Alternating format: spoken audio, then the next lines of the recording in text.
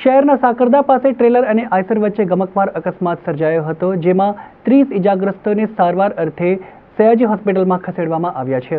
શહેરના સાકરદા પાસે ભાદરણ રોડ ઉપર ટ્રેલર અને આઈસર વચ્ચે અકસ્માત થયો હતો, જેમાં 30થી વધુ લોકોને ઈજા થઈ હતી।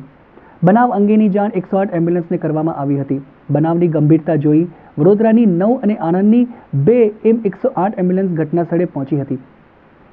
એમ્બ્યુલન્સ મારફતે 30 ઇજાગ્રસ્તોને સારવાર અર્થે સયાજી હોસ્પિટલ ખસેડવામાં આવ્યા હતા। સયાજી હોસ્પિટલમાં ઇજાગ્રસ્તોની ખડે પગે તબીબોની ટીમ દ્વારા સારવાર કરવામાં આવી રહી છે। ટ્રેલરનો ડ્રાઈવર હાલમાં ટ્રકમાં ફસાયેલો હોય તો રેસ્ક્યુ કરવામાં આવી રહ્યો છે। આ બનાવને લઈ 108 એમ્બ્યુલન્સની ટીમ હાલમાં પણ સ્થળ પર હાજર છે। આ અકસ્માતના સીસીટીવી ફૂટેજ સામે આવ્યા છે, જેમાં ટ્રેલર અને આઈસર વચ્ચે ગમકવાર અકસ્માત થતો સ્પષ્ટ દેખાય છે। અકસ્માતમાં એકનું મોત નીપજ્યું હોવાની જાણકારી મળી રહી છે।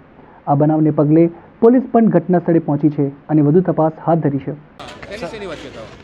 મોટું ટેન્કર છે ને આઈસર, કેટલા જણ ઈજાગ્રસ્ત થયા? 30 થી 35 જણ। 30 થી 35 જણા। તમે મુસાફરી કરતા હતા? ના ના, મેં તો સાકરદા ગામનો છું। એક્સિડન્ટ થયું, મતલબ કે અડાજથી આવેલા આ લોકો। સાકરદા ગામથી આગળ ભાદરણ રોડ ઉપર 10 વાગ્યાની આસપાસ અમને કોલ મળેલો હતો, જેમાં ટ્રક અને બસનું એક્સિડન્ટ જણાવેલું હતું, જેની અંદર 25 થી 30 લોકો ઇન્જર્ડ એવો અમને ઇન્ફોર્મેશન મળેલી હતી।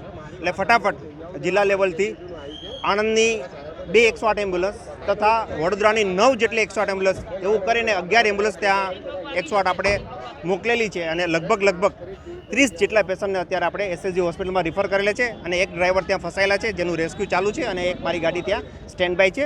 એટલે જ્યારથી એ રેસ્ક્યુ પતી જશે એટલે એમ્બ્યુલન્સ એ પેશન્ટને લઈ અને અહીંયા હેન્ડઓવર કરી દેશે।